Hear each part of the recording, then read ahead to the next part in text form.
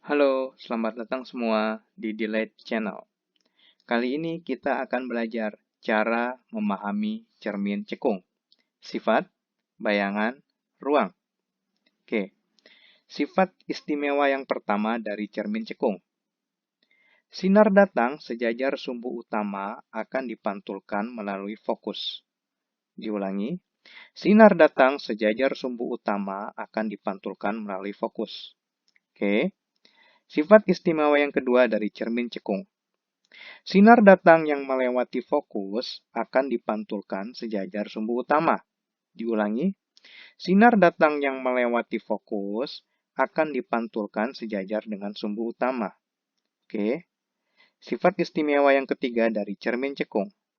Sinar datang melalui pusat kelengkungan atau jari-jari akan dipantulkan kembali ke arah yang sama. Diulangi, sinar datang melalui pusat kelengkungan atau jari-jari akan dipantulkan ke arah yang sama. Oke, jadi kalian diharapkan sudah paham ya, 3 sifat istimewa dari cermin cekung. Apa gunanya kita memahami sifat istimewa ini? Ini akan memudahkan kita dalam menggambar bayangan. Oke, sifat bayangan dari cermin cekung. Jadi kalian bisa perhatikan di sini. Letak benda yang berbeda akan menentukan letak bayangan yang berbeda pula.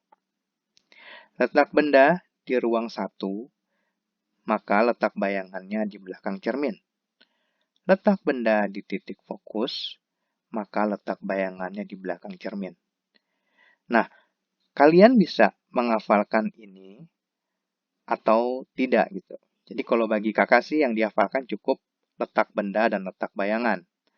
Sedangkan nanti untuk sifat bayangan, itu bisa kita peroleh dengan cara menggambar bayangan dengan menggunakan sifat istimewa dari cermin cekung yang ada 3 tadi yang telah kita pelajari. Oke? Ruang bayangan cermin cekung. Bila kalian perhatikan, ruang bayangan cermin cekung, maka di depan cermin cekung itu ada 3 ruang.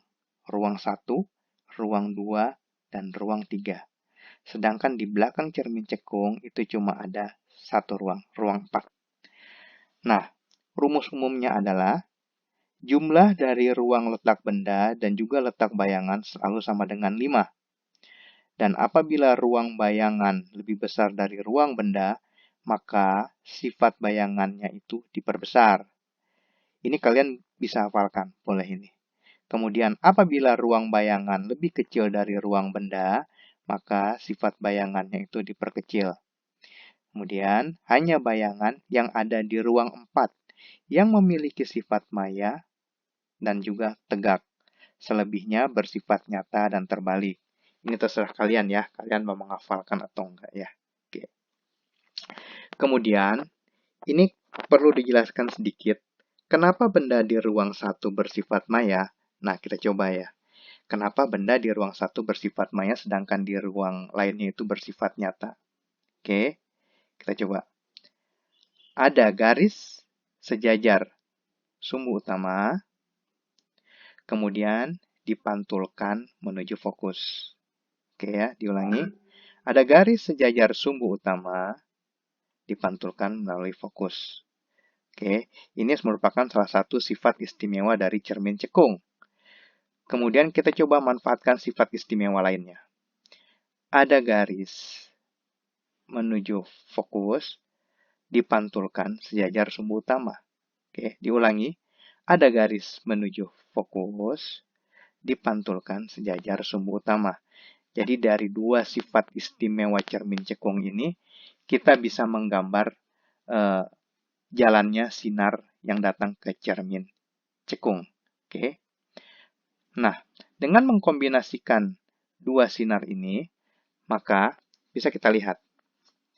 Tidak ada titik potong antara sinar berwarna coklat dan sinar berwarna hijau. Tidak ada titik potongnya. Titik potong akan muncul ketika kita tarik perpanjangan. Oke, bisa kita lihat. Bila kita tarik perpanjangan garis, maka akan terbentuk titik potong di ruang 4. Lihat ya, garis putus-putus ini. Berarti sifat bayangan di ruang 4 sifatnya maya tegak. Ya, oke. Nah, ini adalah rumus umum untuk cermin cekung. Rumus mencari letak bayangan. 1/F sama dengan 1/S dibagi 1/S aksen. Oke. Rumus mencari letak bayangan sekali lagi 1/F sama dengan 1/S ditambah 1/S aksen. Oke. Kemudian rumus yang kedua, mencari perbesaran bayangan. M sama dengan S aksen dibagi S. Atau H aksen dibagi H. Jadi rumus perbesaran bayangan bisa dicari dengan jarak bayangan dibagi jarak benda atau tinggi bayangan dibagi tinggi benda. Jadi S aksen dibagi S atau H aksen dibagi H. Oke. Nah, kemudian untuk mencari kekuatan lensa, kita bisa gunakan rumus P sama dengan 1/F. Ini untuk F dalam meter. Dan P sama dengan 100/F.